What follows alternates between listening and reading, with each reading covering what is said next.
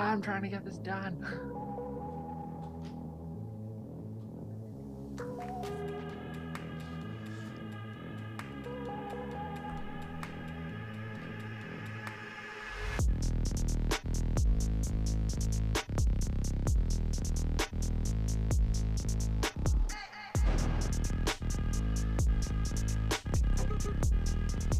Hey, what's up, everybody? It is Thursday, and we are here at a new time for Wedding Film School Live. Let me plug my headphones in quick. Thank you so much for being here. We're excited to review some films, talk about some industry news, and so much more. And today I'm joined by the one and only Jay. What is up? How you doing, Bobby?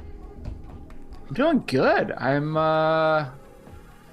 Yeah, I don't know. It's the same as last week, right? It's wedding season. Yeah, everything like with the channel kind of slows down from like September to October. If you want to, if anybody here wants to be an editor for us for free, of course, we're welcome to have you on board. You can edit some videos. We will have very high standards of them and make the revise them every 100 times or so. But it'll be a good deal for you. Much exposure. You get so much exposure bucks. We'll pay you in exposure. But with that said, after we just, self-deprecated, we don't do anything because we're too busy. We're too successful to be successful. Yeah, exactly. Word on the street, though, is we've got a new video soon. Might be today, might not quite be today. I want to do it today. I think I'm going to release it at 5. So we're doing, I would say, just do it. I'll preface the video a little bit with saying to people, like, I've seen a lot of reviews for the Tascam DR10L Pro, and I have a little bit of maybe a different opinion, and I'm going to talk about why really a lot of the new features don't really impact wedding filmmakers at all. I think we bring a unique, real opinion that this industry is missing on this product. It's a good product. It's like, awesome. The irony is, I think it's actually the product that everyone should be buying, Bobby. Like, I really believe that. So, yeah, and it's like, man, if they, like, yeah, the only thing that makes it hard is now it drops the price of the DR10L. Yes. Hi, from Spain. What is up, Addy? How's everybody doing? So we're going to be reviewing films today, Bobby. So why don't, if we tell people how we like to do that a little bit, and we're going to be talking about the DJI, the new Mini 4 Pro. Exciting new product. I have a Mini 3 Pro. The thing about DJI is, like, they always release a product, and then I'm always like, oh, I got the new thing. I don't need a new one. And then within, like, 4 seconds, they've released another one. You're like, dang, mine is now terrible. No, this new one is sweet. So we'll talk about that a little bit as well. And maybe I don't know. DJI doesn't send us products, so we don't review it. Yeah, seriously, if anybody has a connection, like, tell them to respond to my emails that I send them. Be like, yo, wedding videographers are actually a huge market for you, and this is perfect for them. Let us test it. Yes. I turn my lights on back here. Yeah, I keep looking at that dingy background. It's so sad. So sad and depressing. Boop, boop. Wow, you've transformed. That's what we call practicals in the industry. Yeah, that's some pro lighting right there. That's some pro lighting. I also have a bag of chips behind me on my chair, which you probably heard. So I didn't hear those. So Bobby, tell everybody how we'd like to do our film reviews. Yes, so film reviews for us, what we're going to do is we're going to watch through your films that you submit. I just dropped the link in chat if you want your film reviewed, though we, of course, have a list that we pull from of people who have submitted throughout the week as well. And the way this is going to work, if you are not a member here at Wedding Film School, which is totally okay, we're going to review your film. We're going to watch up to 2 or so minutes, right? Not a hard and fast rule, but around there. And then we're going to talk about, we're going to watch it in full, and then we'll let it play in the background while we chat. And we're going to talk about things that we loved about this film, things that we think you really excelled at, things that we think are kind of your strong suit, so to speak. And then flip side, we're going to talk about really the areas that we think where you were terrible. Not that you were terrible, but like, not that. If you want to get, Jay, we're nice. We have to be nice. If you want to make the biggest impact on your next film, here are kind of the, couple things that we would focus on. We're all learning and growing, even myself and Jay, who have been in the industry for a long, long time. And the nice thing too is, guys, we're not like, the last word on if a film is good or what needs to be changed. So we want to hear from you guys in comments too. Let us know like what you would have done differently, or, if we see like, oh man, it's a rainy day and they're under a pergola and the lighting is rough. I want to hear I've been there in the chat. We've all been there. So. Well, I have a story about a rainy day, Bobby, if you want to hear about it. I just had a team that shot a wedding out in Martha's Vineyard, sorry, out in Block Island. And they went out there, and the day, like, I think Thursday, the planner calls us, and she's like, hey, listen, can you guys come early? I think there's going to be a storm on Saturday, so you should come on Friday instead of Saturday. So we got one guy out there. The other guy actually came out Saturday morning. He just snuck out and we get there, we shoot the wedding. Next day hits, all the ferries get canceled because there's this high winds on the water. And we're like, oh no, we're stuck on. So like, here's the thing. It's not just that wedding. There are literally 4 other weddings on the island. Someone told me there's at least 700 people stuck on this island. Like a photographer from like all these like photographers from like all around the country, wedding planners, the florist teams, like Wild. Yeah, and like Sunday canceled, Monday canceled, Tuesday canceled. They didn't get out of that island till Wednesday. The planning team was there What do people do? They just, I don't know, day drink. Seriously. I think they Oh like. my gosh. If you look at an island at Block Island, Rhode Island, or look on a map, it's literally like you can take a bike around the island in like 2 hours, like a total loop around the entire radius. Oh my gosh. It's tiny and there's nothing to do. So that's crazy. Yeah, they just got off the island, just escaped. So wow, are they like, do they have like, they're never going there again. No. Your shooters are going to refuse every wedding you send. We now have me and Jared as business owners, we're like, nah, not going there. Because all I know is everyone got out of Martha's Vineyard and Nantucket. What's up? Hi from Germany. Just as a reminder, guys, we're going to be doing some live reviews today. So if you would like us to review your film, the link is in the chat. Click on that link and we'll grab some. We'll try to do as many as we can of your films. Let us know in chat. Say, hey, I submitted. Let us know in chat if you submitted, and we'll be sure to go check. But who's our first film today? First film is actually going to be a fun one. I'm super excited for this. And it is coming to us from John Feldschow, who is usually here in chat, although I haven't seen him yet. So, John, if you're here. Well, you started at the wrong make time. Yourself known. That's true. We did change our time today. So this one's fun because it is a trailer or teaser, right? Call it what you want. I call it a which is always fun. And it's vertical. So I don't think we've done a vertical.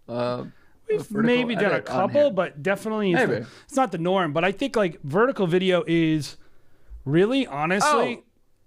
Sorry, go ahead. All we deliver to our partners. We don't even do horizontal videos anymore. We do for like obviously the couples, but in general, it's like for the final film. But yeah. Okay, so 1 minute trailer. This was solo shot. Limited availability with the couple and security at the Montecito Club. So I think this is Santa Barbara, which is where I just was. I just shot a wedding out there 2 weeks ago. So I don't know if I realized John was out there. Security only allowed me to point my camera certain directions because of celebrity members on site, and they were with him most of the day. Drone was not allowed inside the club property. And man, I'll tell you, I don't think that's legal, by the way. I don't think I don't think someone can tell you not to point your camera a direction. Yeah, if this is a place that I think it is, I've shot there. I mean, I used to shoot there a lot when I was based out there, so. That's crazy if that's what it's gone to. 1 minute progression of the day social edit is what they ordered, and a 5 minute wedding film, ceremony and speeches. But this is the teaser. So for you, Bobby, what makes a successful teaser? Actually, maybe we should define a teaser for the audience because I think the industry is all over the place. We call it teaser. What is a teaser? a teaser for me is let's call it 45 to 60 second, but it usually hovers just under 60 seconds. Like the best shots of the day, maybe a little dialogue. And kind of my mindset on a teaser is it's meant to get out quickly. So I do mine within like 2 weeks. Excuse me. And it's meant to get people excited for the film. So mine are, and everybody does differently, but mine are, I would say, a little more upbeat. Not that it has to be like a hype thing, but I think you can take a little more creative liberties with a teaser sometimes. And then the real goal with it is that it's something that every vendor that's involved wants to share it or post it or whatever. Yeah, so it's a very visible thing. I think some people say, "Oh, it's supposed to make you want to watch the full film." I don't think that is the purpose. I don't think it gets you to watch the full film because the couple is going to want to watch the first film. Excited about the day. Yeah. To me, it's marketing, and it's a social first video. The couple loves it. It's supposed to give you enough of a summary. And honestly, the point is so you don't, hey, what's up? We got a lot of our European friends on today. Mm-hmm. You don't have to publish the full video on social. You can only publish this. So this is a video designed to get eyes. Yep. That is my opinion. It's designed to get eyes for your brand so people can see it. It's designed for the couple you're shooting for. Further your reach. But number one, it's designed for the next couple. So the great thing about teasers, Jay, in my opinion, is look, they're great. You can do them, right? You can do them if you want to. Nobody's stopping you. But a lot of times, like I have a teaser in my top collection. I have a teaser available as an add-on. A lot of times I'm getting paid to make this. Not only do I think they're awesome and great and the couple loves them, but they're, like you said, they're great marketing. So the really, video I just did a month or two ago that got 150,000 plays and 13,000 likes on Instagram. That whole contract was just a teaser. With and so they're very important. If you're not doing, this is the advice I would give to a new filmmaker. If you're a new filmmaker, don't charge couples for teasers. Do them for every film you shoot. Yeah. And make what I've been doing a lot, Jay, is the couples who don't get a teaser with me. So I'll say this. I've had a few weddings with the right people involved and the day was great, whatever, where I'm like, I'm just doing a teaser anyway. Right. And sometimes maybe I'll do a 30-second teaser because it's on it's yours. Dime, whatever. But what I've been doing is a lot of my films kind of have that kind of like intro section, right? 30 seconds, 40 seconds, something like that, that hook. And I've been exporting that kind of as the teaser and just posting that. And it works really well. I think like you're only hurting yourself if you're not releasing good content for your brand. So like it's easy, when you're trying to make couples beautiful content buy it, that's great if they want to buy it. But if you are needing clients and you're needing interest, this is the number one way to get it. So all that to say, this is what I judge a teaser based on, which is how well does it represent your brand, and would it make me want to work with you, not watch the full film? Like, would it make me want to be in your film as a client or as a planner? Would I want you to cover events for me? So here we go. You ready to watch this one? I'm ready. 1 minute teaser. Here we go.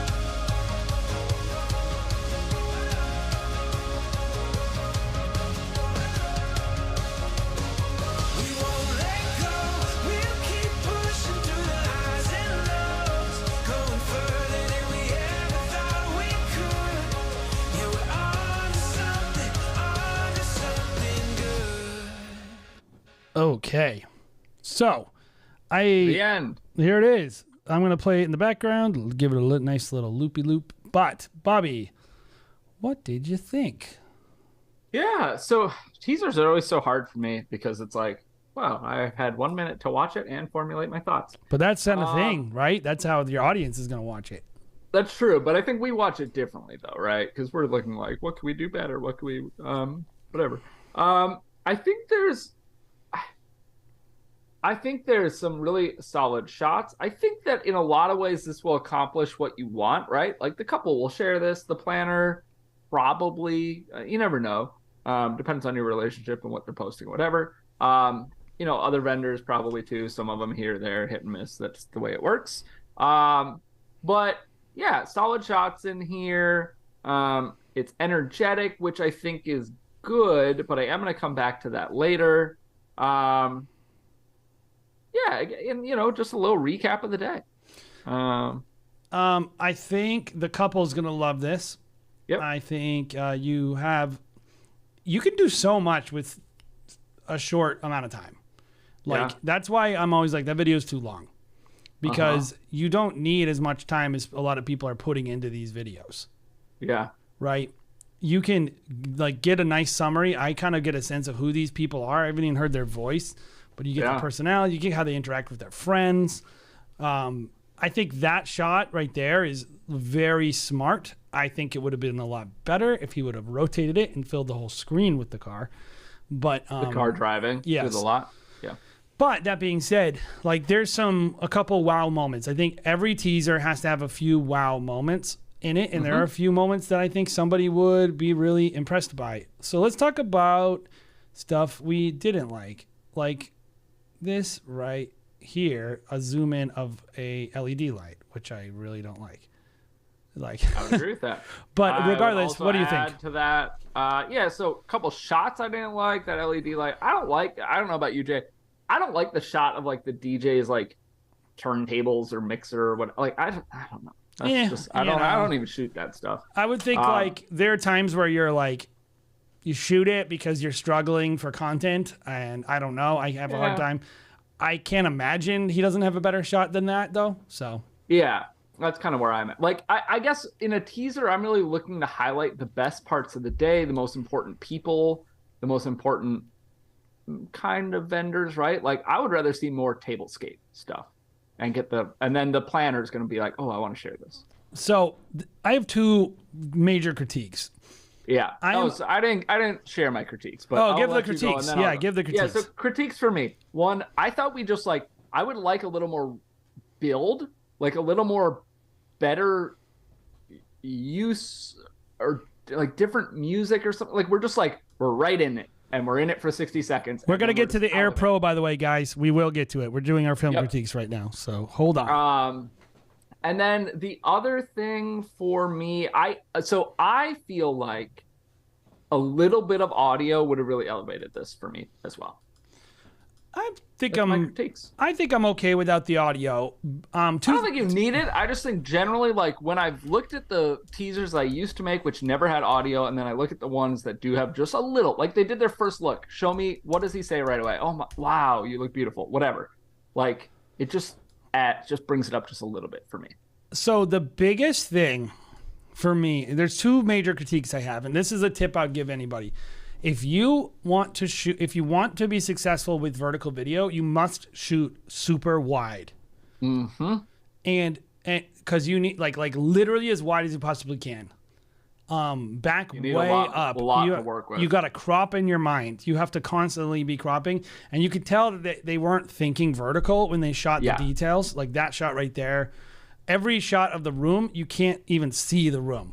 Yeah. And so give yourself that right there. Give yourself more space. Even like those tilting shots and a lot of that stuff. It's why he's doing the triple tap. Yep. In this, if you came back to the edit and you're like, I need a vertical cut, and you're like, oh shoot, you can use it. It's a tool. Anything it's a smart move. Yeah, it's all you can do. But the problem is, it's to the planner that needs to be front and center a few times. Yeah. And this shot right here is not a good shot. Yeah. It's poorly exposed. It's poorly white balanced. It doesn't feature their work highly. I don't think they would be psyched about it. This shot right here, I don't care about that. You know, those are just the lights. This shot right here is almost amazing. Yeah.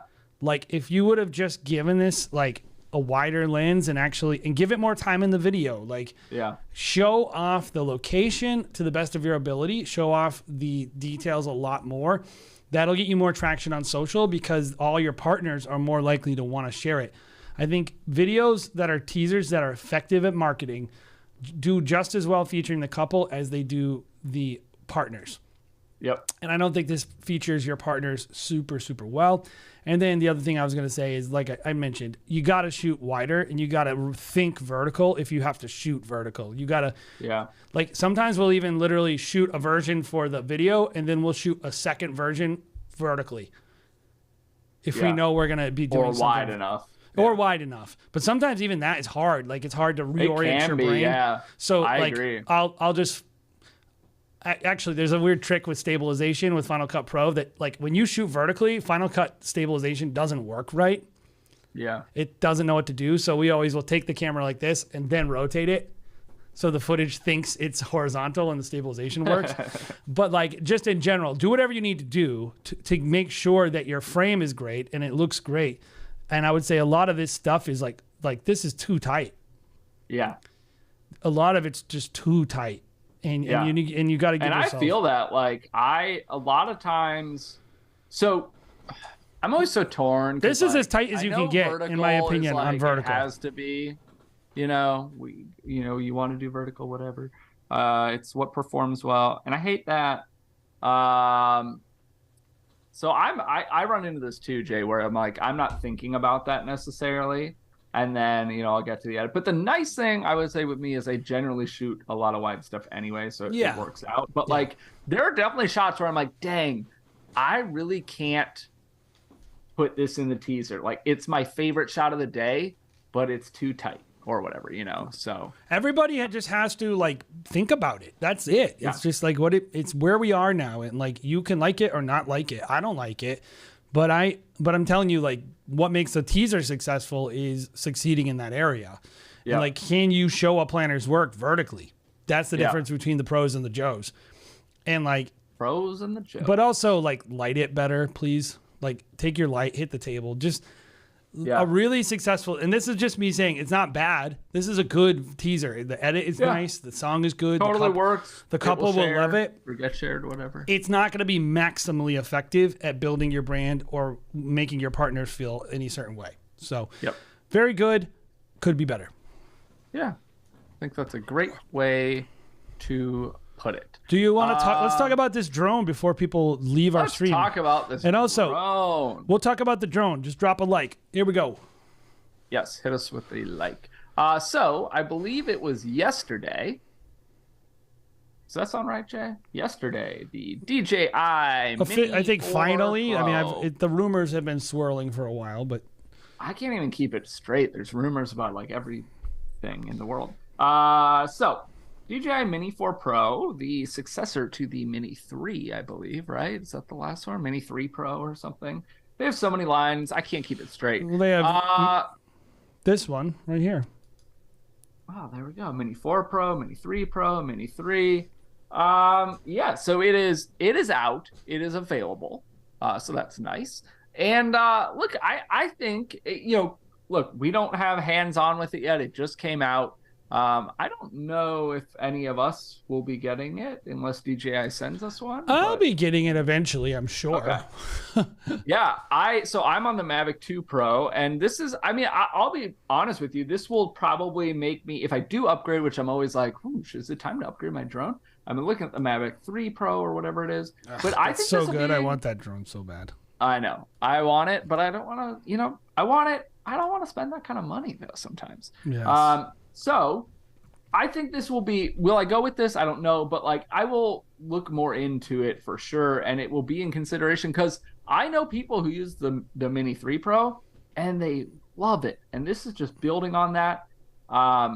So a couple big things are, I guess, let's do this the way we do our reviews.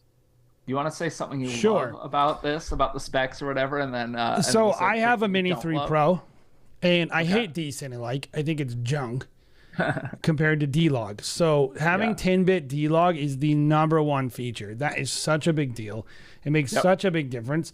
I would say, I'll just throw an extra one that I know you're not going to say, but we have actually broken a DJI Mini 3 Pro because it doesn't have upward obstacle sensing. Yep. And so the fact that they added it is a nice little add-on, because like we one time took it off in the mountains and just right into a leaf we didn't see, and it just hit the road and exploded, and we had to buy a new one on a destination wedding. And that was a pain. So that's nice too. What about you? So something I love, and I think this is like coming from the background of having like every DJI drone practically ever, I feel like, except for the mini series. The battery life, we're going up to 45 minutes now. And that, like, woo, I like that. Like, I am interested, and I've done it before, I'm interested in that drone ceremony shot, depending on the location, and if I can take off far enough away, and if I have an assistant or a second shooter, and a lot of variables. But, like, one of the things that always makes me nervous is, like, look, ceremonies they're on time-ish, right? But being 10 minutes late, if I've got the drone up in the air, that could make all the difference. And then you got to get through the whole processional, and then my controller is going to start beeping really loud. I had when you're done, I'll tell you a battery story. I have a story. I love it. That's basically, I mean, I like the I wonder what that means though. What, like, do they have a different battery setup, or is it a different configuration on there? Yeah, it looks like there's two different ones. So you could buy like the more robust battery that's 45 minutes, or you could buy one that's 35. Oh, you know what it is? Like I remember this. So in order to get under certain weights, so it's not considered, it doesn't have certain laws. Yeah. They have this other battery, so it's an ultralight, but you can get the other one, and it will have to have certain. Yeah. That's what it was. Yeah. That's what it was. So yeah, I'm excited for that, because I think that would allow me to do more ceremony shots. And like, look, the size, like I remember going from the Phantom to the Mavic, and I was like, oh my gosh, like I used to have, I used to do a lot more destination stuff. I still do some, but I'm trying to do a little bit less, I would say. And so, the Phantom, when I would travel, that used to be its own piece of luggage. We had a special backpack for it. Yeah, I hated that. And now, I moved to the Mavic, and it's so much more portable. And I think this jump is just... this is what I'll tell you. I have the Mini 3 Pro. Huge. The Mini 3 Pro, and there are times where I just throw it in my waist bag. Exactly. That's what I was thinking. I was like, I could just keep this on me, basically. Cool. This is not new feature, but I have you used the RC2 controller? No, well, that's not true. I have used it very briefly on somebody. That's the same one that you can get with the Mavic 3, right? Yes, that is... Yeah. To me, a game changer. Nice. A game changer. I want changer. it so bad. That's like why I want to upgrade practically. I hate plugging in my phone. I hate, like, the little thing always comes out of, like, where it's supposed to Or, stay. like, we were flying a drone, our Mavic, at a wedding, like, a month ago, and the phone died. We weren't paying attention. And they were like, oh, where's our drone? It's just floating. It's actually in the BTS coming up. Like, I love it. Like, we were literally, like, lost our drone in a horse field. Oh my gosh. It's such a game changer, and it changes the way I shoot, because now I just go like this. Like, I literally treat it like my camera. I take it out, throw the drone down, turn it on, up in the air, get a quick shot, bring it down. I feel like the other thing, I'm like, and I'm like, so slow. I'm really excited about this. And this is the biggest thing for me. I got to see the files. Yep. Because, at the end of the day, like, people don't realize it, but a lot of times when you jam in more, and then they're like, and the files are the same. You're like, yeah. How does that work?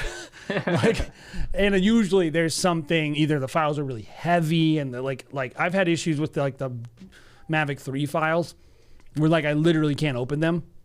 And I think it's H-log when you shoot that way. What's up, Alpha? Little issues. And so I want to see the files. I've seen some really serious banding on some of the DJI's files where like you just look at the sky and it's just really not very beautiful. That to me is, I guess the real question is like, for a serious filmmaker, I will say the sensor on this, it's not close to the Mavic 3. Yeah, no, it's... And it's not, and I don't think it's supposed to be. The Mavic 3 is, 3 times the price or something? Totally. And the question is like, I think for most wedding filmmakers that they would want to look at is not so much, should I upgrade or whatever, because I think you clearly should. If you don't have D-Log, you should upgrade. Yeah. D-Cinelike is nothing compared to D-Log. D-Log is much more flexible file, and for drone that's really important because you have, I think, less flexibility on the exposure. Like, and sometimes you can barely see what you're like, I think this is good, and then you get it and you're like, oh, that looks bad. Like, so having more latitude, I think, is even more important than on a normal, like a camera file. So the 10-bit and all that stuff is really important. I think the question for a lot of people is going to be, is this enough, or should you just pony up and get the Mavic 3? I think that's the decision that everybody needs to make, because you're talking about, well, okay, if you get it with the RC2, so you're just under $1,000. What's the Mavic 3 with the RC2 though? I think it's like $3,000. It's around 3, yeah. So it's about 3 times. What's your feeling? What would you do? Well, here's the thing. $3,000. I will tell you. Okay, $3,000. I will tell you a couple things. One, man, it's so beautiful. I've helped out with the wedding where we were flying the Mavic 3. That footage was so good. So good. Man, it looks so nice.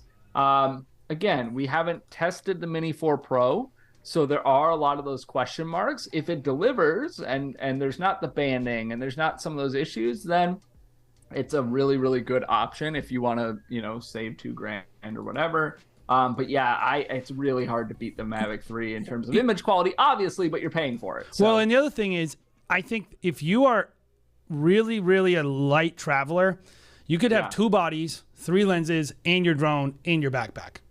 If you're shooting the Mavic, or if you're shooting, the Mini 4 Pro.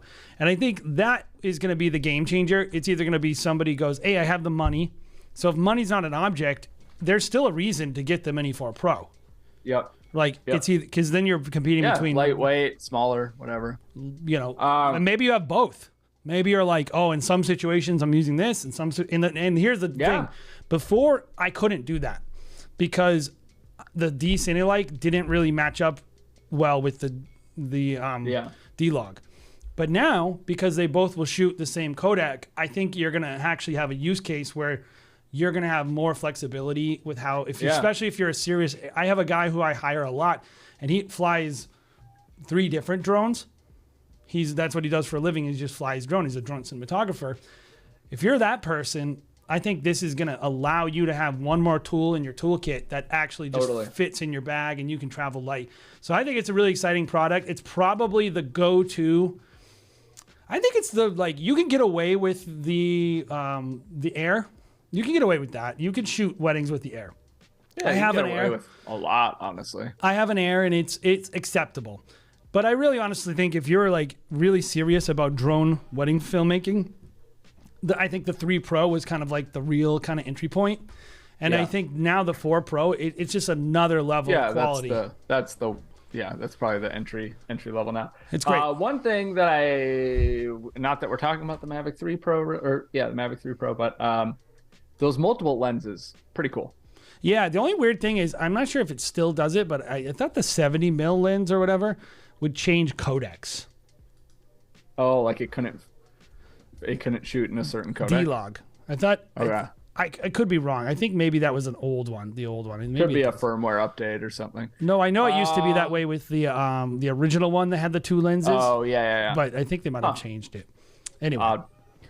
Well, cool. So let's, if you guys have any questions or want our thoughts on whatever, drop it in comments while we queue up our next film. And guys, a couple things real quick. One, if you want your film reviewed today, go ahead and follow the link that is pinned to the top of chat and submit your film, and we might be able to get to it. 2, do us a solid and leave a like on this. Everybody pause right now. Go hit that thumbs up button. We would appreciate it. Lets YouTube know, these guys are doing something. Just because Craig's not here doesn't mean people don't watch their videos. Exactly. And while we queue this one up, Jay, do you have any thoughts on the Mavic 3 Classic versus the Mini 4 Pro? I'm not familiar with the Classic. I mean, I think it's kind of like a similar. While you talk. Yeah, I think it's kind of like a similar there's similarities between that and it's like between the Mavic 3 Pro. Yeah. So you're getting that bigger. You're getting a bigger sensor on the Mavic, but the drone is bigger too. So I think it's going to be kind of like that discussion we were having between the 4 Pro and the Mavic 3 Pro, but it's like a closer. Yeah, it's cheaper. I think the same. You'd have to make the same decision, is what I was going to say. You have to decide, like, is image quality more important to me, or is the size more important to me? Because clearly, I think like this is a better image. The Mavic 3 Classic is a better image, and I think that's great. It just doesn't have all the lenses as the Pro. Now, for me, just on a personal level, I think the extra $1,000. I'm not that interested in this personally because I would just spend the extra $1,000. I don't care about dropping $3,000 on a drone that much. But this is a great product, and I think for you, so if you're like a filmmaker and you're getting started as a filmmaker, and you decide like, oh, image quality is more important to me, I don't care that it's a little bigger, I would think this is a great way to go. The 3 Classic is awesome. I mean, that Hasselblad is amazing. I love it's got some of the same sensors. I think it's got the bigger battery on it. A lot of good stuff. It's great. Yeah, definitely it's not a bad drone by any means. And I think it's totally, again, like if you're talking about wedding filmmaking, the bar for what's acceptable, not that it's low, but like you're talking about, like Mavic Air or something. You can get solid stuff from some of the fact that it shoots. Even the Mavic 2 Pro, how old is that? That's great. I use that all the time. But the fact that the Classic shoots 5K is pretty awesome. Like having more resolution with drone footage is one of the, I think, the most important things. It's great. I mean, it's a great product. That's my thoughts. Yep. Yeah. I would just personally go to the Pro. That's all. I think that's the hard thing for me. And I think that's, specific to your personal needs, wants, whatever, where I'm like, if I were spending, what is it, like $1,800 or something for the Classic, I'd probably spend $1,000 more for the 3 Pro. That's just or not spend that and get the, save $1,000 and get the Mini 4 Pro. That's where I'm at. It's a bit of a tweener, but if that extra $1,000 was like really tough for you to overcome and you were like, I just can't justify it, and I really don't care about those extra features that are on the 3 Pro, save the money. This is a better image. It's great. And also, guys, just so everybody knows, Jay and I are talking from experience in the U.S. Obviously, drone laws, like you're saying, are produced, so PT is different in Europe and whatnot. So for us, the 250 gram thing or 249 gram thing, if you're using it commercially for weddings, it doesn't matter. So it doesn't really change anything. Yeah, you still have to have your license and all that. Yeah, and register it regardless. So cool. Well, let's get on to our next film, Jay. Let's do it. I'm ready to go. We've got a film from Ryan Markham at Cat Markham Photography. And I have the right one, right? They're from Spain, correct? Cat Markham. I can tell you in a second. I think that's the second. I think you've got it highlighted here in our. Yeah, I got it. Chat. Yeah. All right. This is, I love this, Jay, because this is Ryan's first wedding film ever. Let's go. We always love seeing that. Congrats, you made it out to the other end. We always love having people sound the horns or whatever. We love when people submit their films, but we especially love when people submit their first films because we love being here with you on this journey. And it's so hard. Wedding filmmaking is hard. Like the fact that you even tried is good job. Yeah. I don't even care about the film. I say good job. Courage to submit. So we love that. And we found that, we've had a lot of people submit first films or films early in their career and then submit later, 6 months down. It's kind of terrifying, actually, Bobby, because that impact is huge. Yeah. These people, a lot of the time, they're not bad. And you're like, they're coming for me. Like, oof. They're coming for me. 5 years, I'm done for. Yeah. So his wife is a photographer, learning video to add it onto the business. She had this wedding booked and asked if I could shoot video for free. I struggled with basic technical things since I'm still learning. Exposure, color, correcting, grading, and putting a story together for the first time. It was shot on the Sony a7 III with the 55 Zeiss and the Ronin RS3 for pretty much everything. Great. So this is what we try to do, guys, with first films, is not like we'll acknowledge it if the exposures are there, but what we want to try to do is say, hey, here's what you should work on next. The first thing you should work on is X, Y, or Z. We want to see where you're strong naturally, because some people are going to be like, there's going to be some things they do well, and then kind of think, not necessarily try to fix all their technical issues or whatever. So yeah, we're trying to meet you where we are. Like, we understand somebody, you know, like we review films from like Max Smith or whatever, where we're like, obviously we got to meet them where they are. So if somebody's new, there's going to be some obvious things, and we're not going to be, you know, we're not giving it a rating like this is a 9 out of 10 or something like that. We're just trying to help you improve. So yep. Okay, let's do it. Let's do this whole film. It's only 3.5. I want to give them a full review. First, I'd like to thank everybody so much for being. Can we make a new rule, actually, Bobby? If you submit your first wedding film and we choose it, if it's under 5 minutes, we'll watch the whole film. Deal. That's our first. That's my promise. I'm in. Let's go. Here to share this time with Jamie and Julio. I like the flair. Yeah.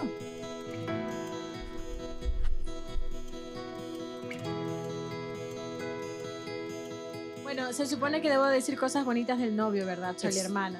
Julio siempre fue el niño de la sonrisa más abierta, más escandalosa. Siempre fue el niño de la sonrisa más alegre que yo conocí por primera vez. Jamie, your mom and I are so proud of the woman you've become and the accomplishments you've made. Happiness looks so good on you. And Julio, thank you so much for being such a big part and making. That's really nice looking for. I think that's really solid. I don't know if he lit this. Let us know if you're here in chat. If you lit that, let us know, because that looks great. Happiness happened.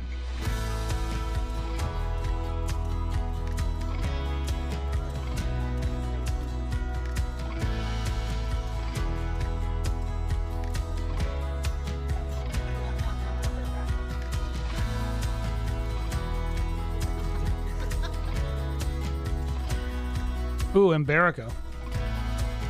That's good stuff. Do you know why the Spanish have so much ham? I do know why, because it would tell you if somebody was Muslim? No. Well, yes and no. When they were under rule of like the Moors, when they ousted them, like it was like they weren't allowed to have ham. Yeah. And then they were like, "Screw you, we're having ham." They had it before, and it was everything. It was like a big part of their culture. And then they like now it like got next level. And you know what? I'm grateful for that because I love ham. La felicidad de uno es la felicidad del otro y viceversa. Si algo podemos decir de esta pareja a quienes les conocemos es que siempre están sonriendo, ¿verdad? These people look so happy.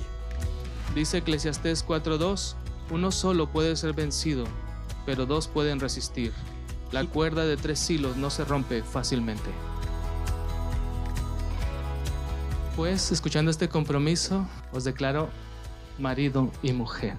Puedes besar a la novia.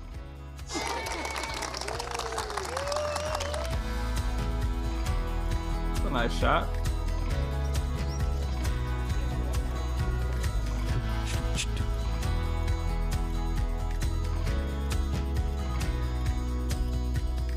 Oh yeah. Yes.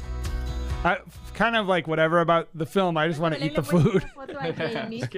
Dios trajo a mi memoria I love some paella. foto e hizo que yo volviera a enamorarme de mi hermanito pequeño y recordar ese corazón tan lindo. Little beautiful. That's what I picked up on there.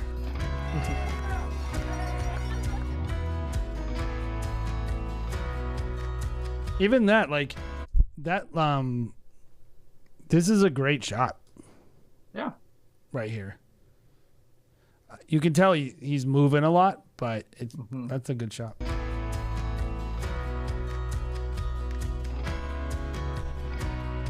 Julito, de parte de mi mami, traigo un abrazo grande.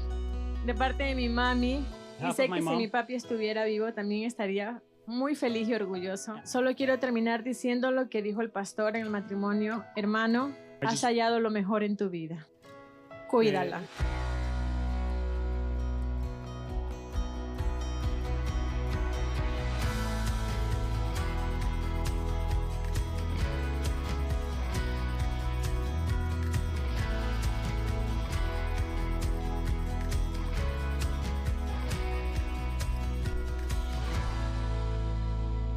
Okay. Bobby. Cool. So, what did you like? I mean, that's pretty solid, I think, for a first wedding film. There's a lot in there that was pretty sophisticated, I would say. Yeah, I think you nailed it. For a first film, there's a lot to like. I think there's a lot to like be encouraged by or whatnot. And I think you should definitely feel good about this. I'm sure the couple, especially with it being just for free and just because you wanted to, I'm sure they'll love having this. Things that I liked about it, I think we pointed out there were some really solid shots that looked really great.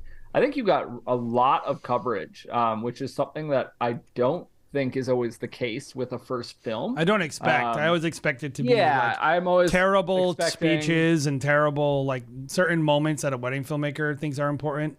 They will miss. And I mean, even to see speeches and stuff like that, and like the ceremony audio, like to see some audio mixed in, that's already a step up of a lot of first films.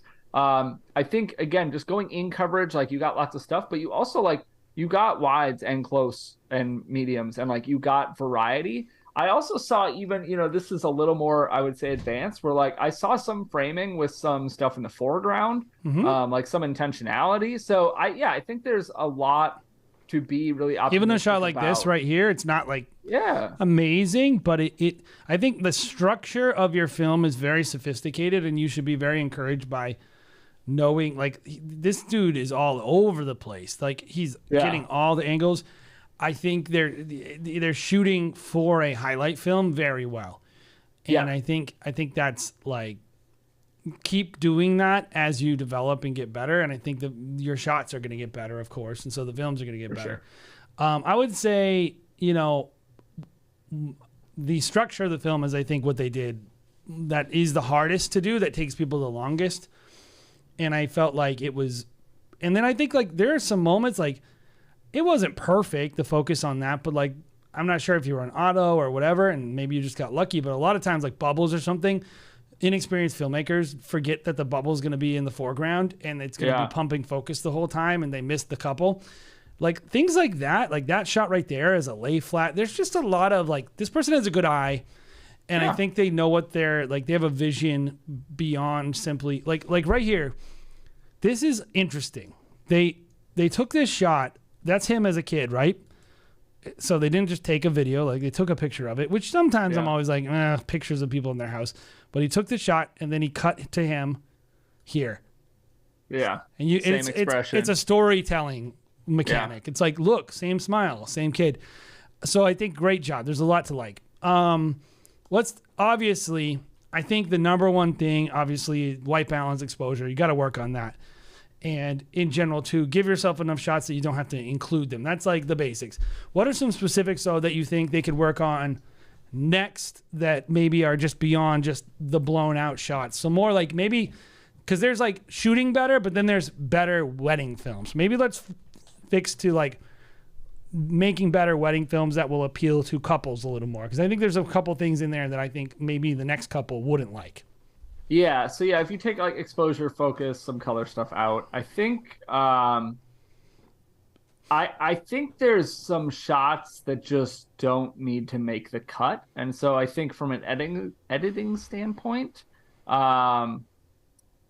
it's like being more selective, knowing that you have the opportunity to choose to include things or choose not to include things, especially when you are creating a film for free.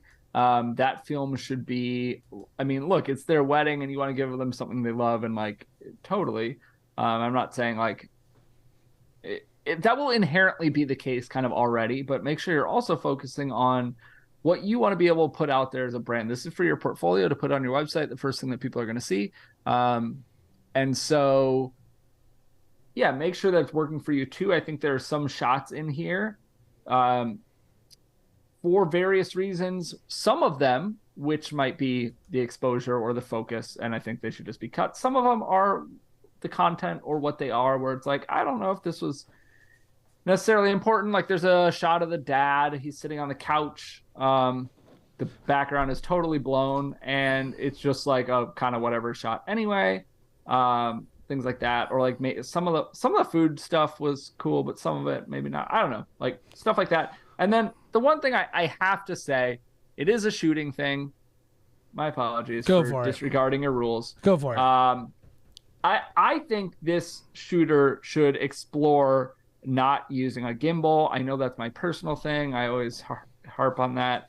I'm not saying don't use one at all if you want to, because there is some solid shots in here, but there's a lot of unintentional movement, which I think is a step beyond exposure. It's a step beyond the basics, right? So there's a lot of like, you're moving this way, then you're moving this way, or there's a lot of like, I want this static shot, but you're sitting there. Well, yeah, and I was going to include that too, but to me, I was wondering if that's editing, right? Because it's like both, yeah. Because right here, if look, all your shots are like that, then right here, it's about intentionality. Like their very first shot, they start the drone straight up. They start the shot. You should before as it's like whoop. It's like it hasn't even started, and then it takes off. And there's a lot of times where you could tell like they were like, oh, okay, and then they did the move, but they started the shot earlier in the edit. Let it go too long instead of like shifted over. Yeah, I think you nailed it in that. Like that is part of it too, the editing side of it, of saying, hey, I want to present the cleanest, most polished shots, which means I need to cut out the first second of this because I wasn't doing the movement I wanted. My drone was just kind of hovering a little bit. Yeah. So that's part of it. But I think also part of it is like, look, we already said they have a good eye. There's some solid shots in here. But I think there'd be even more solid shots if you weren't moving. I don't think every shot has to move. I would agree. And I think the thing I would say that's shooting, but it's storytelling. First of all, like showing people in a good light. Like, I don't like this shot. Yeah. Hunched over. There's crap all over the background. I wouldn't include shots of people like not looking cool, at least. They don't have to look their best. And when Jay says show them in their best light, like, okay, as filmmakers, we do want to show them in good light, right? Literal light. But we're talking about make them look great. Yeah, don't like not necessarily the lighting. Like they're hunched over or something where they're not like it's this. There's nothing about this shot that even lets you know this is the groom. He'll know. Yeah. But it's just like, it's just not a great shot. Yeah. That's one. The other one is a shooting / it's really editing, storytelling, and like the OG days, right? Back in the day before autofocus, right? There's a person, and they still are, a job on a set who their job is to pull focus. And a good director would like be like, you know, character one starts, they're standing there and like they're focused on the left-hand side of the frame, and then you see a door in the background, right? Character two walks in, roll focus. They say, hey, she's dead. Oh, the character roll back focus to character one, they cry.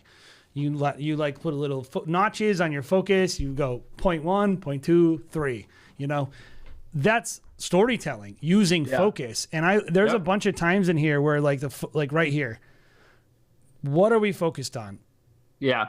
Like there's why? It's what's just the why behind your but shot? I don't Why even are know we what. focused Yeah, there? I don't like what. I can't even tell. It's just all over like it's that kid right there, I think. Yeah. And then there's like kind of in between the girl in yellow and the younger girl next to her in light blue or whatever that is. There's a shot coming up here where this woman is speaking, but it's in focus on that guy. And that just, and then the other thing I'd say is like, you're not going to have the situation a lot where maybe there's two people translating, but if you ever have that, you can't have both voices going on at the same time in the edit. It's super confusing. I was like, do I hear that? Like kind of sometimes translating in the background? Yeah, I would say like this is a very confusing shot because you're looking, it's in focus on a person who's saying nothing. And I think across the film, like be more decisive with what you're trying to do with your camera. That's the best tip I can tell you is like always have a strong idea of what you're trying to do when you have a camera in your hand. What is the story you're trying to tell? And like, I see it all the time. When I get new filmmakers and they shoot for me, the biggest thing that we have to coach them on after like weddings is we have to be like, hold your shot. Hold your shot. And people don't change their shot because can't. Like it's not about their hands. It's like they're not confident that what they're doing is good. And they don't know what they're trying to do. And I would tell you, as you develop, start to choose what you're doing and just do it with commitment, and don't keep changing what you're trying to do because you're not sure if it's good or not. So much of filmmaking, especially with weddings, but filmmaking in general, is about being intentional. And decisive. Yeah. And like, look, you could reflect back on a moment and say, like, I do this all the time, Jay, where I'm like, man, I'm in the edit, right? And I'm looking at the footage and I'm like, I should have done this shot differently. But you know what I would rather do?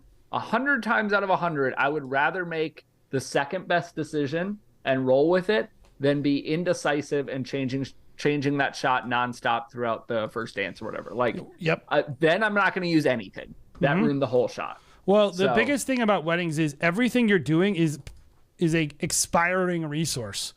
Yep. Moments are just they say a moment is fleeting, right? And these moments are fleeting, and everything could be happening, and you got to just make a call and stick with it sometimes. Yep. So that's what I'll tell you is like really, really, get a good sense of what you want to do and hold it, and then see the film you make. I think you'll be a lot happier. Yeah. Cool. Well, let's move into our third film. And this one is from Alpha Films, who is a member here. And on that topic, if you guys want more of your films reviewed, we will review your full film up to 5 minutes. And if you want priority in getting your films reviewed, consider becoming another European film. Yes. We love our members. We thank you so much for the support. And yeah, it starts at just $5, gets you a bunch of perks, gets you in a private Facebook group if you want, stuff like that as well. And really, honestly, it just is a show of support for this channel. We are cranking out content a little bit less so right now because it's wedding season, but we are still doing the live shows. We are still doing the podcast. We are still doing some videos, some reviews, some behind the scenes and things like that. So it just goes to help the channel and show your support for us, which we greatly appreciate. So this is coming from Alpha Films, who I believe is in chat, or at least they were. I'm bummed because I know, Jay, we had Alpha Films last week when I set the lineup, and I hadn't been there the week before, and it was kind of just a different version of the same film, so we didn't do it. But I liked the very little bit that I saw about it, so I'm excited to see this film. It's a trailer from a wedding film in Romania. I will not try to pronounce the city. And 2 cameras and the drone, and it was shot on the Panasonic S5, I believe, are both cameras. And I think that's all we got. All right. So we're going to go through the whole film because it's a member. Yep. Here we go. Domnișoara Răcean Puiu Larisa, de bună voie și nesilită de nimeni, în ei în căsătorie cu domnul Sergeant Vlad Șerbat.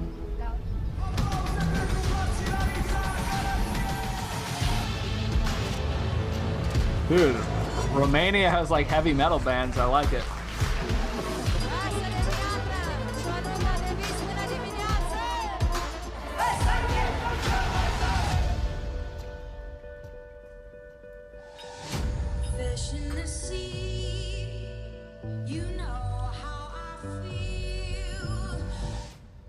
Yeah, I'm going to turn this down because this is going to get us flagged. Yeah, I think they said this is not copyrighted. I'm pretty sure it is. Yes. We will talk over it and we will wait for the song to change. Yeah, maybe. so... wow, look at that spot. That's a cool venue, I'll tell you what. It's like, here, what's tough for me about these films is like, it's so different than the American sensibility. It's... Yeah, and you know what I really want to know? Like, okay, I feel like you're just going for like epic, which is cool, and like the bride and groom want that. Mm-hmm. I want to know, like, I feel like, so again, we've seen a couple films from, what is this, like Eastern Europe or something, and I feel like and this is not a bad thing. I think this is a cultural thing. Whatever, they feel so like it feels like the filmmaker has so much control. Yes. Like really, staged is not the right word. I don't want to because I think that is a negative connotation. But this is not. I don't want to make. I'm not making fun of this because I'm not. I'm just like. But do you remember those old memes of all the Russian photography memes? Of they would always have the groom holding a miniature, like they would Photoshop the bride in his hand. Oh, okay. Or there's really over the top stuff. Yeah, I think that's the way to put it. Where it's and again, this is coming from our perspective, right, in the U.S. and just what we're used to, where it does feel like over the top. And again, I don't think that's a bad thing. I think it's a cultural Our couples thing. would never let us get away with this, is what we're saying. Yeah. We don't have this much time with a couple. Okay, we don't have walk again. I'm gonna get close up of your feet. Now. Oh yeah, now walk again. Now turn directly towards me. I don't feel. There are some filmmakers I think who kind of put themselves in the day more, but I don't feel comfortable. I guess we're all saying is this typical? Yeah. Is this typical for Eastern Europe, or is this your unique style? Yeah. Obviously, because we've seen a couple things like this before from other films. The couple likes it. They signed up for it. So let's keep going. Do you remember, Jay? There was one. They were on a motorcycle, and it was a super epic film. I think yes, very similar. Very similar. Yeah, it might have actually been him. Could be. Yeah. I wonder if they're just this is what he's known for, maybe, or maybe maybe it's typical. I mean. Yeah. All right, where are we on music here? Instrumental? Really don't I've seen it a couple times in the film where there's just camera audio over this video. It's not nice anymore. Yeah. It looks good though. That's great looking. Yeah.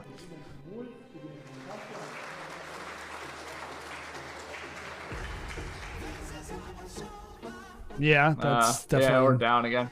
You lied to us, Alpha Films. You said distinctly that the music was not copyrighted. What? This song is yeah. I'm a big fan of I like that there's just this. It looks like this epic live band. I wish I shot it. They have every instrument known to man. I've seen the saxophone. I saw the what's the piano accordion thing? This guy looks like he's screaming into the mic.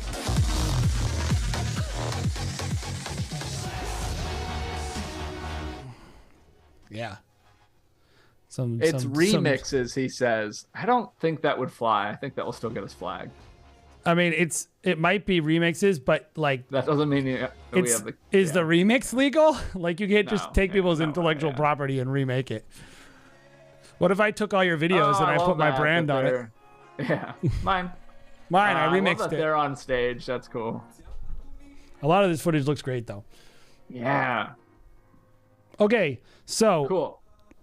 I have a bunch of things I like. Obviously, this is a great camera operator. Really knows what they're doing, and good shooter.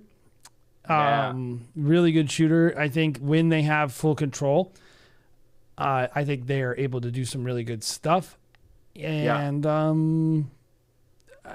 mean, a lot of people, and the editing is solid too. It's it's edgy in a certain style. I mean, I think it could be refined a little. I think. But yeah. Oh, sorry. Keep going. Yeah, I think that they are really leaning into their style, and I think it works. I think there are definitely, I imagine at least, right? There are couples who distinctly love what you're doing, and I think that is the best place to be in your business. It's unique, or I think it's unique. It seems unique, and I think that's good. Yeah. I think I agree. I think there's a lot of, without talking about what should or shouldn't be done, if you should have this much control or whatever, I think that you are given this control and you're given this buy-in from your clients, and you are making the most with it, right? I think also there were a couple I just really love, you had a couple close-up shots. I remember one, the bride's back was to us and the groom made a direct eye contact, and then there's some really good shots that I think really work. I also think there's decent integration of kind of the non-stage stuff. There are some, things that we will kind of talk about in the things we think you could do better that kind of are parallel to that. And then the last thing, I mean, look, the reception area looked great with that lighting and some smoke and whatever, right? And the stage. But like, I think, yes, the conditions were right in that it looked really good, but you shot it really well and it looked really good to me too. So, good wides. I like his wides a lot. Yeah. So this is just me. If you want to break out of whatever market you're in, I think some of this could be perceived as cheesy in the States. And I think just knowing that is important. I think you don't have to do it. If it works and you're getting paid, do whatever. But I think maybe like a little less aware of the camera would make the film a little better to me. There's just too much of like there's a lot breaking of like the fourth wall the whole film. Yeah, look directly at my camera and I look away. Where it's like I think that can happen sometimes. Like sometimes it's okay, but like it's so much. It's so much. It's like the whole film, and I think a little less would be better. Like that moment to me, that's a genuine moment, better than any of the poses, and that right there, really nice, better than the poses. The other thing is, I think like this is a beautiful shot of the venue, right? But there's a lot of really bad shots of the venue. Like this shot is bad. Yeah, I do not like that. Like, there's ones where like you have like water damage on the side of the building, and like that's the whole thing is like trying to find where a building looks beautiful and like I know you want to show this guy, but it's underexposed. It's just like just not focusing so much on camera motion, but focusing on the optics of it would help a little bit more. And then the other thing I was gonna say is maybe it's just the standard, but this looks like it was edited in a 50 FPS PAL, like or maybe 30 or 60 or something. I wish it was like the motion on the time, like the video is weird looking to me. The whole and maybe that's just normal, but like to me it would be a little better if like right here this shot is not good. Like there's just a few shots like of the location that are not good that I think. Like right there, that's not good. All the stuff you do like this, great looking. A lot of the location stuff is pretty weak. The issue is like some of the location shots are just there's stuff in them that you don't want to show really, or isn't elevating things to a level or whatever. And the reason, again, we're not trying to like harp on you, but the reason that those stick out as a negative, like a thing that we would take out, is because you have plenty of other really good shots. Yeah, I think like that's really the best way to say it. The mix of like super high quality shots and super low quality shots is very jarring. It like takes me out of the film, and I'm like, who shot that? They should have shot. It seems like a different shooter. Yeah, it could be. Could be two cameras, so it could be two shooters. I don't know. But and then the last thing I was going to say is like a lot of like there's like moments where the music is playing and people are talking on camera audio, and it's very disorienting. And I think like when you're gonna pull in real audio, I think you need to duck your music. It needs to be a little more intentional, not just like music blaring on in the background and like people talking. Like the priest is talking in the background, but he's not even on camera. But then the music's blasting. It's a little chaotic, like from an audio standpoint. Yeah, I think I'm going to have three really quick, like a lot of this I love, a lot of it is really solid. I think I have three really quick, really fixable things. One, I do not like the font or the animation of that font. I don't either. It's not good. It's not, and again, it's like the what we said, bad venue shots. Well, look at this. Look how much better the font they used on their invitation is. Yeah. It's just like it doesn't match your level. That's basically what we're saying. Your film is so much better than that font, in my opinion. I like your logo. I don't like his logo. I think it's very masculine and edgy and whatever. Too edgy for me. But I'm talking about their names when that came up and it like shrunk. Oh yeah, that was not nice looking. Yeah. Okay, second thing. Very brief education on copyright as we kind of dove into. It being a remix doesn't mean you can legally use this. I'm sure it's kind of different in Europe, right? You're using US based mostly, I think, artists, and maybe they'll never go after you, whatever. But I think Jay brought up a good point. That's the equivalent of us taking any clip we want from this and putting it in one of our films and saying, well, we remixed it, so I flipped it 180 degrees. It's upside down. I remixed it. Yeah, like, I don't know. So, just be careful with that stuff and just license your music. It's good. And then the last thing that I would say was going to be I would echo Jay in that one of the things that really took me out of the film was the on-camera audio. I think it's okay to have in there if it's subtle and it's meant to be in the background. But if it's somebody talking, it's really meant to be at the forefront and part of the story. I don't know if you wanted that intentionally, like you wanted, or if you're intentionally like using it to punctuate a moment, like people are going yay and they're clapping and you're showing the clapping. Yes, it's like that's totally fine. But it sounded like the priest was talking, so it's like, am I supposed to really be like listening to this, or is it like background ambient stuff? And if it's background ambient, I can hear it too prominently. So again, kind of with those mixes and just decisions on the audio. Is that pool over there empty? I don't think so. I think this pool right here is. See it earlier, no, I think it's a different pool. Oh, well, maybe. Yeah, it looks like I don't know. It looks like an empty pool. It's like a reflection. That's Maybe. a reflection off a window, I think, of a pool. It was empty. Yeah, anyway, I think that's all I got. Like, there's a lot of stuff that I really like about this. Again, there's some really solid visuals, and like, look, when you are given control, I think you get some really nice stuff. And Alpha, let me ask you a question. All right, whose films do you like? I would like to know that. And who is influencing you? Like, is it Super Weddings? Is it Sculpting with Time? Like, I would encourage you to like. Definitely their boombastic, like over the top style is totally cool. And I think but I think a little more refinement and looking at where they kind of pull back a little and let you kind of settle into the wedding day. And also when they go for it with like the edgy stuff, I think having a little bit more of that. I've seen a couple of your films now, so I know like what your sensibilities are. I think toning it down a little will actually make the moments where you do hit better.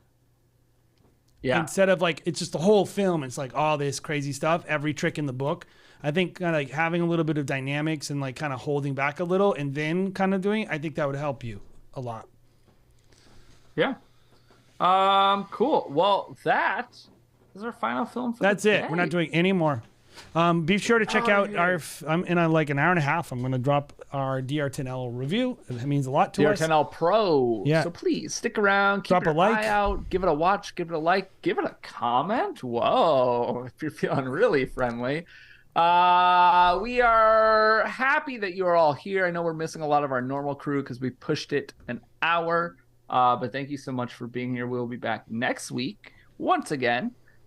With our live wedding film reviews. Please leave us a like on the way out. Consider becoming a member. And again, in just a short while, we'll be dropping our DR10L Pro review for wedding filmmakers. And very lastly, if you want to hear our thoughts on the DJI Mini 4 Pro, we talked about it earlier in the stream.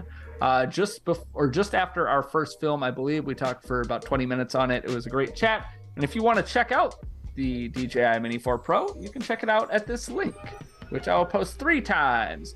Nick Johnson, appreciate you as well. Thanks for being here and for being in chat. And we're glad that people love what we're doing here. So thanks you all for being a part of this community. We will see you next week back at our normal scheduled